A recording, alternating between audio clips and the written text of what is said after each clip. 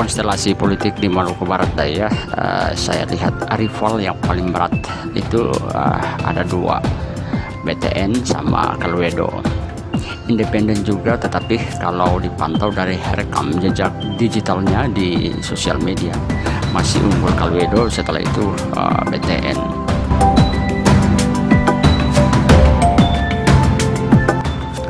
MBD dengan jumlah pemilih 50.000 lebih, ini akan terpecah dalam 3 kandidat, dan Kaluedo masih unggul kalau kita lihat bagaimana giatnya mereka membangun trust publik, ya, kepercayaan publik dengan menawarkan solusi terkait bermacam-macam persoalan yang dialami rakyat MBD saat ini.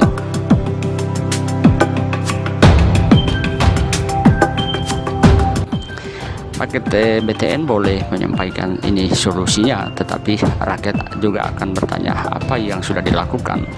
Ya, meskipun waktu itu tidak terlalu lama ya, beliau dilantik menjadi bupati, ya, menggantikan Pak Abbas Orno. Soal yang berikut adalah BTN digoyang dengan dugaan kasus-kasus hukum yang menurut kita sangat berat untuk bagaimana mengklarifikasi. Soalnya adalah kasus-kasusnya masih berputar dalam bentuk opini. Lebih bagus kalau ada putusan hukum yang kemudian bisa dijelaskan kepada publik atau kepada semua orang bahwa semuanya sudah selesai.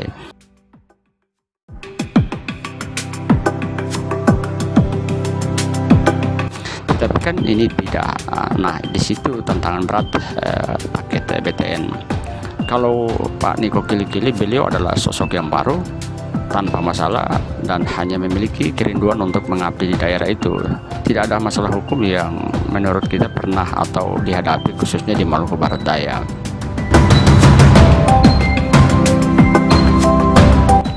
Dan orang cenderung melihat ini sebagai alternatif pemimpin yang mereka harapkan. Kalau kita lihat dari tren nasional, memang kecenderungan rakyat mencari alternatif pemimpin itu cukup tinggi.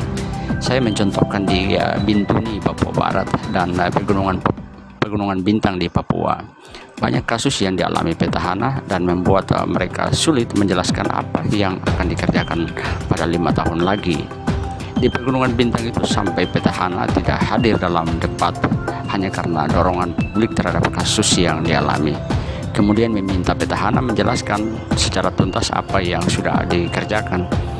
Situasi politik di Papua seperti itu mirip sekali dengan di Maluku Barat Daya yang juga petahana digoyang habis-habisan dengan banyak masalah. Analisa kita di Maluku Barat Daya itu, petahana bisa menang kalau rivalnya hanya satu, alias hanya ada 2 paket. Tetapi karena ada 3 paket, paket independen bisa memangkas sebagian basis petahana, dan ini paket Kaluedo yang mendapat keuntungan. Ya, meskipun itu tipis, ya.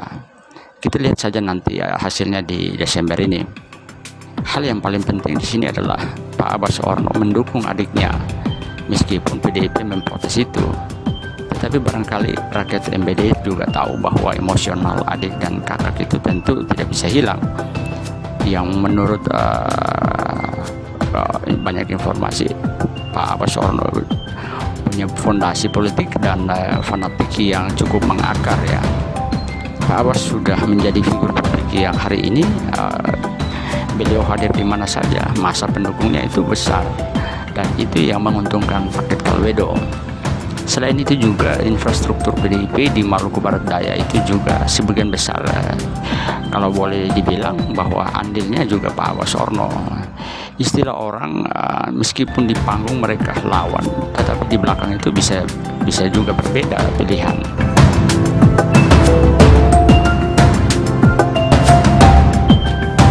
Oleh sebab itu, euforia politik yang dengan basis massa yang besar itu jangan salah kaprah, dan jangan pikir itu adalah representasi suara yang bakal diperoleh.